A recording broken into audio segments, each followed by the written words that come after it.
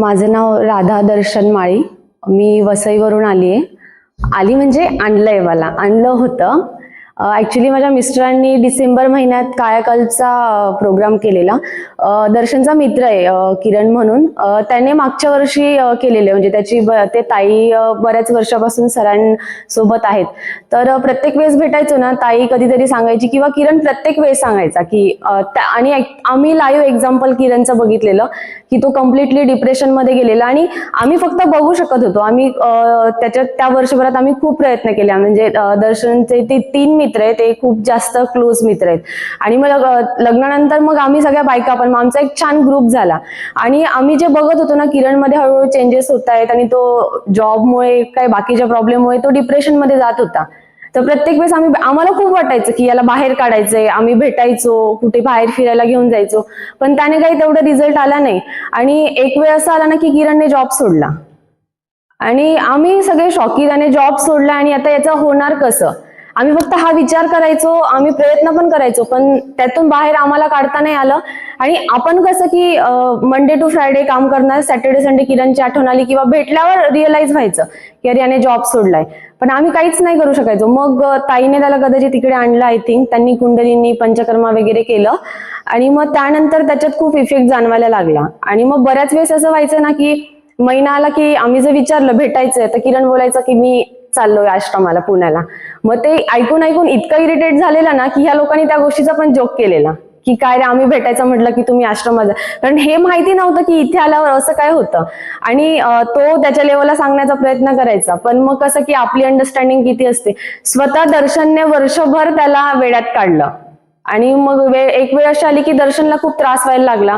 मग शेवटी किरणच मला बोलला की वहिनी बघा, दर्शनला तुम्ही तिथे पाठवा. मला काहीच माहित नव्हतं इथे काय आहे किंवा काय, आणि मी गुगल केलं नाही का काहीच नाही. मग मी दर्शनच्या मागे लागली की नाही तुला जायचंच आहे. मग जेव्हा दर्शनची सुट्टी आली 5 दिवसाची, त्यावेळेस मी बोलली की मी एकटी राहणार, कारण सिच्युएशन अशी झाली होती की आई पप्पा गावाला जाणार होते आणि बाळ लहान असल्यामुळे दर्शन बोलायचं की तू राहणार कशी. पण मग मी एकटी राहून दर्शनला फोर्सफुली इथे पाठवलं. इव्हन त्याचं रजिस्ट्रेशनसाठी पण मीच रजिस्टर केलं आणि पाठवलं इथे. आणि त्या 5 दिवसात तो पहिल्या दिवशी तर त्याने मला व्हिडिओ कॉल करून दाखवलं की हे बघ तू मला कुठे पाठवलंय. लिटरली तो रडला पण व्हिडिओ कॉलवर, कारण तो थोडा इमोशनल.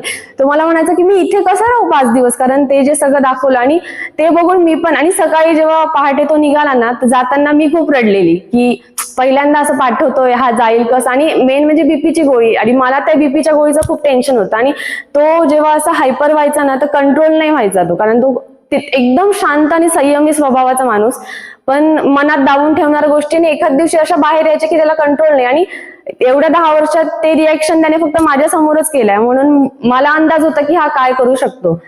आणि बस तो इथे आला आणि त्या 5 दिवसानंतर जे चेंजेस त्याच्यात झाले, म्हणजे सगळ्यात जास्त फुडी माणूस, म्हणजे रात्री 2 वाजता उठवून पण सागर संगीत, चहा, बिस्किट, खारीक खाणारा मुलगा, किंवा वडापाव, एक नाही तर 2-3 वडापाव. म्हणजे त्या लोकांची अशी हे व्हायची, डिबेट व्हायची की मी किती खातो, तू किती खातो, इतका तो लेवलचा फुडी होता. आणि त्याच्यात जे कंट्रोल झाले, त्यात 5व्या दिवसानंतर 6व्या दिवशी मी जेव्हा त्याला चहा ऑफर केली ना, चहा ठेवते, मी नाही घेणार चहा. म्हटलं कसं शक्य आहे ना, तू चहा नाही घेणार. आणि मी चहा घ्यायची नाही, तर मला चहाची सवय त्यानेच लावली की चहा अमृत असतो, हे असतं ते असतं. म्हणजे लग्नाच्या आधी मी कधीच चहा नाही घ्यायची, पण त्याने मला भाग पडला आणि तो चहा मला इतका आवडायला लागला ना की आम्ही मग असं कुठे असं असेल का मग आपण चहा घेऊया असं. आणि 6व्या दिवशी बोलला की मी चहा नाही घेणार. म्हटलं ठीक आहे. नंतर बोलतो की मी बिना तेलाच्या भाज्या खाणार, तर तू बघ कशा बनवायच्या. मग बोले की नाही मला 8 दिवस हे फॉलो करायचंय, आणि वसईचे असल्यामुळे फिशला काही ऑप्शनच नाहीये. तो बोला मी फिश बंद करणार आहे, नॉनव्हेज बंद करणार आहे. मलाच ते असं कसं व्हायचं की हा कसं शक्य आहे ना ह्या सगळ्या गोष्टी. आणि लिटरली आता 3 महिने झाले गोळी कंप्लीट बंद. काढे, जो मुलगा गोड खाणार आहे तो आठवणीने मला सांगायचा की माझा काढा कर, आणि तो काढा करत होता. पण मग ते सगळं असताना त्याला जाणवायला लागलं की माझीच प्रकृती बिघडायला लागली, कारण झाल्या 1-2 गोष्टी होतात, सोबत संसार असला की गोष्टी होतातच. तर मला जाणवत नव्हतं की म्हणजे माझ्यात चेंज होतोय, पण त्याला जाणवत होतं की हिचं काहीतरी बिघडतंय. आणि मग जशी मी त्याच्या मागे लागले तसा तो माझ्या मागे लागला की नाही आता आपल्याला जायचंच आहे. आय थिंक मार्चच्या याला पण त्याने खूप सांगितलं, पण मी टाळलं.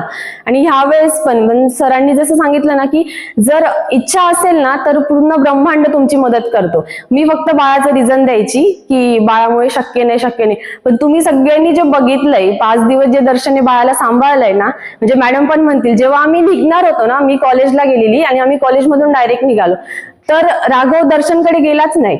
म्हणजे दर्शनने असं बोलवलं ना की मी घेतो, कारण तो सकाळी 7ला गेल्यावर रात्री 8ला यायचा टाइम फिक्स नसतो, त्याच्यामुळे राघवचं आणि त्याचं तितकं हेच नाही. म्हणून राघव त्याच्याकडे 2 मिनिटाच्या वरती राहत नव्हता कधीच, म्हणजे यायच्या दिवसापर्यंत. लिटरली मी मॅडमला पण बोलली की आता कसं आपण तिथे जातो, देवाला माहिती की हे कसं शक्य होणार आहे. म्हणजे यायच्या दिवशी पण दुपारी मी कॅन्सल केलेलं की हे शक्य नाही होते, मला वाटत नाही की आपण तिथे जावं. आणि इथे आलो आणि तुम्ही सगळ्यांनी पण बघितलं की राघव लिटरली त्याच्याकडे 2-2 तास थांबते. म्हणजे हे पण मला शॉक झालं की हे कसं शक्य आहे. येताना खूप निगेटिव्हिटी घेऊन मी इथपर्यंत आलेली, लिटरली पोहोचतो तोपर्यंत मी त्यांना पण फोन करून मेसेज करून विचारत होती, कारण ते माझे दीर पण आहेत, त्यांना विचारत होते की तिथे कसं आहे वातावरण, काय म्हणजे आपण राहू शकतो का किंवा काय. म्हणजे हे सगळं होतं. आणि आल्यानंतर जो आता जाताना माझ्यात जो चेंज झालाय, म्हणजे मला माहित नव्हतं की माझी प्रकृती इतकी बिघडली किंवा माझं मन माझ्या हातातून इतकं गेलंय. जेव्हा सरांनी मला म्हणजे आपल्याला ज्या गोष्टी सांगितल्या आणि स्वतःवर आपण जी R&D केली आणि लक्षात आलं की खरंच हे जर इथे आलो नसतं तर आज काही दिवसात माझा टप्पा कुठेतरी पार झाला असता, आणि ते मला पण लक्षात नसतं आलं. आणि खूप गोष्टी असतात की त्या मानण्यावर आपण मानतो आणि लाईफ जगतो, तर ते मानायचं नसतं, कधीतरी सोडायचं असतं. हा फॉर्म्युला मला गेल्या 30 वर्षात पहिल्यांदा समजला. आजपर्यंत मी गोष्टी मानण्यावरच जगत होती की असं मानायचं तसं मानायचं. आणि अजून एक की आपण नेहमी लहान मुलांना सांगत असतो की हे खायचं नाही ते खायचं नाही.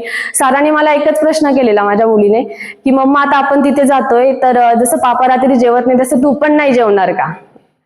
मग म्हटलं, म्हणजे तिचा हा प्रश्न का होता की तिला सॅलड फ्रुट्स खूप आवडतात. मग तिला वाटलं की जर मम्मा पण तेच खाणार असेल तर इनडायरेक्टली आपली पण सोय झालीये. म्हणजे तिला खूप आनंद व्हायचा. लिटरली तिने इथं सुद्धा सगळ्यांचं जसं चालू आहे तसंच चालू होतं.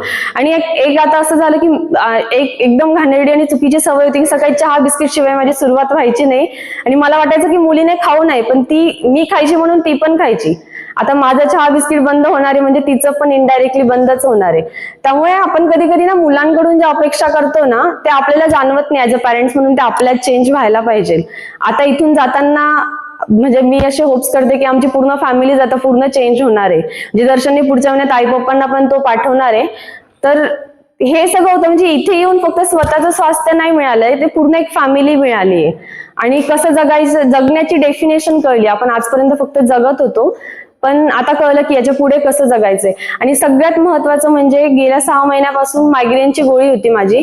तर लिटरली चहा घेतली गोळी मी पहिले घ्यायची, कारण माझी मानसिकता होती गोळी जर मी घेतली नाही तर माझा मायग्रेन ट्रिगर होणार. आणि असं 1-2दा एक्सपिरियन्स आला की गोळी टळली आणि मला मायग्रेनचा अटॅक आला आणि म्हणजे इंजेक्शनसाठी ऍडमिट केलं. हे गेले 3-4 महिने अशी प्रोसेस होती की मी घ्यायची आणि ते गोळीची पॉवर फार फार 2, 2:30, 3 वाजेपर्यंत राहायची. पुन्हा मी 5 वाजता एक गोळी घ्यायची आणि मग ती गोळीचा रिझल्ट मला 10-11 वाजेपर्यंत टिकायचा. म्हणजे लिटरली त्या पूर्ण असे पाकिटच्या पाकिट सांगायचे. मी दर्शनला बोलायचे माझ्यासाठी काय नको ते पाकिट घेऊन ये. पण गेल्या 3 महिन्यात त्याला खूप त्रास झाला ते मेडिसिन आणताना. तो म्हणायचा की मी तुला हे विष देतोय. आणि खरंच गेल्या 3 दिवसात एकही गोळी नाही घेतलीये. आणि एक्झर्शन पण झालंय, तेवढं बाळाचं जागरण झालं किंवा ब्रेस्ट, हे सगळे माझ्यासाठी ना हे होते, म्हणजे रिझन सांगत होते मी की ब्रेस्ट फीड करते म्हणून जागरण होते, म्हणून मला त्रास होतोय किंवा माझी झोप होत नाही, असं काही नाही. आणि मी म्हणायची की मी उपाशी राहिली का माझं डोकं दुखतं, आणि इथे पूर्णपणे उपाशी सगळ्या गोष्टी झाल्या पण तरी डोकं नाही दुखलंय. म्हणजे खूप काही चांगल्या गोष्टी मी आता इथून घेऊन जाते. तर एकच आहे की सगळ्यांनी यावं, सगळ्यांनी तो अनुभव, कारण अनुभवल्याशिवाय गोष्टी होत नाही. आणि जे आपले जवळचे लोक आहेत त्यांना नक्कीच इकडे घेऊन यावं आग्रहाने. एवढंच बोलते. थँक्यू.